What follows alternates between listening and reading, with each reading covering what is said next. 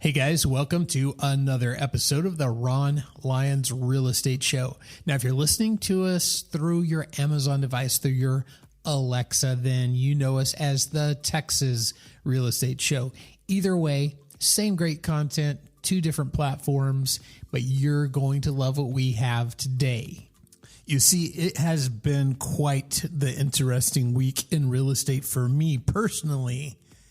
And I want to go through that with you just a little bit because it's been just crazy.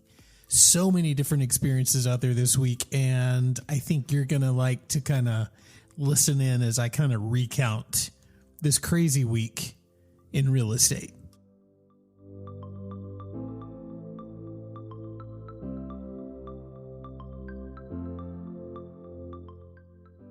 All right, guys, let's get started with this show.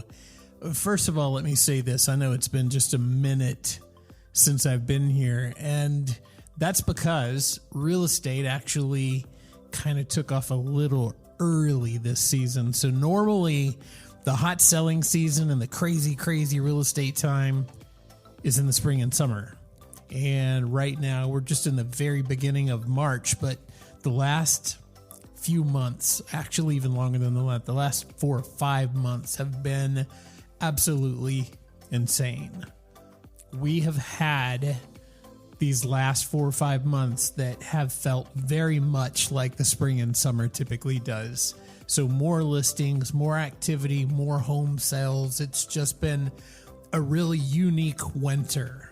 And so, yeah, I haven't really been able to get in front of the microphone like I want to, but you know what? I rededicated myself today to finding time, no matter when that is, to bring you an episode of the Ron Lyons Real Estate Show. And as it sits right now, it is a Tuesday night. It is 10:30 as I start this. And I'm very tired. It's been a super long day. But guess what?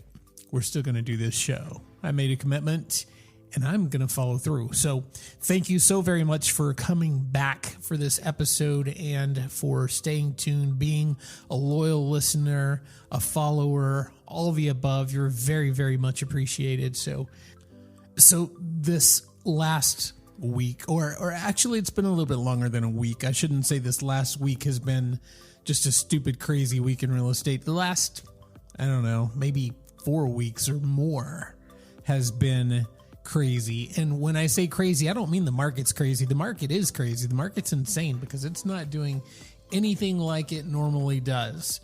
And what's made it even more interesting is the fact that I have actually gone into the market myself looking for something for myself, something for me, my fiance, and my little family. And it's just been crazy.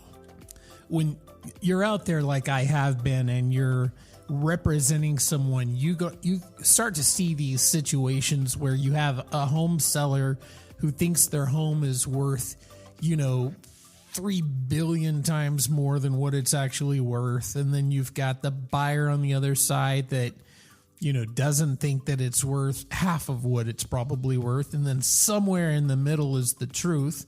And if you're able to bring both sides closer to that and get into some sort of an agreement, then you can actually have a home sale. You get a happy buyer, you get a happy seller, and you get a couple of real estate agents that make some commissions and move on to the next deal.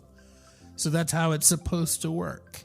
When you're out there and you're actually the real estate agent yourself and you're actually representing yourself, you don't have to be nearly as concerned with your clients and presenting a certain image to them and doing certain things like that. You are the client and you are the realtor, which means that I can go for broke. I'm not going to offend me. I'm not going to make a wrong statement or a wrong move or a wrong decision or something like that. I'm not going to misrepresent myself. So it changes the game dramatically. Now I can go out there and I can say what's really on my mind. I can tell the realtor on the other side of the deal exactly how I feel about it. And I don't have to worry about, oh my gosh, I'm going to jeopardize this deal. I'm going to lose it for my clients. they're going to be, really devastated and upset that they didn't get this house or whatever.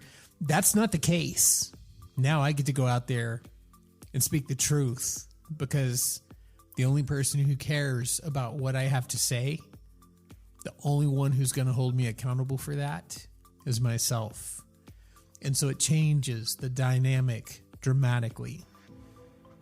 And let me tell you, this has been quite the experience. Let's just jump into a couple of the different things. And not only has there been these real estate transactions, or these communications, these, the looking at homes for myself and for my family going on, but at the same time, I'm also still handling transactions for other people as well.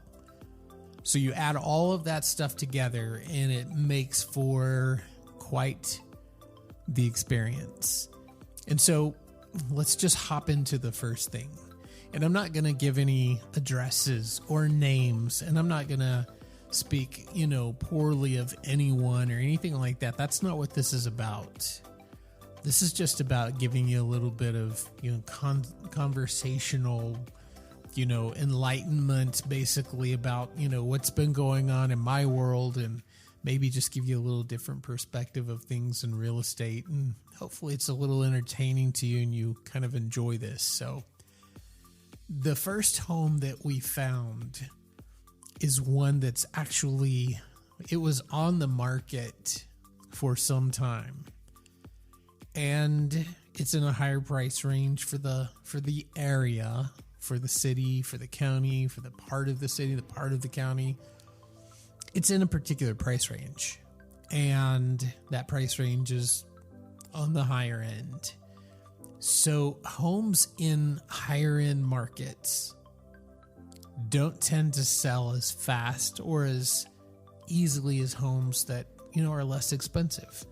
Your market of potential buyers is so significantly different on a home that, and I'm just going to speak about this market. If you have a home in the market that I actually am in, where I live and where I choose to continue to live, where we're looking now to buy, which is north of Dallas, homes that are listed for over $1 million, they don't have a large group of buyers just sitting there waiting to buy in that price range. If you have a home in this same market that's, say, under 300, the market is significant. And then there's the middle ground. There's homes that are in the 600s and 700s, and that's a very strong market in this price range now. But there's just different tiers, and there's different levels, and your highest number of buyers comes in at your lower prices. And as you climb your way up the pricing structure, you tend to have a smaller and smaller market of potential buyers. So there's this particular home. It was on the market, within the last year, and it never sold.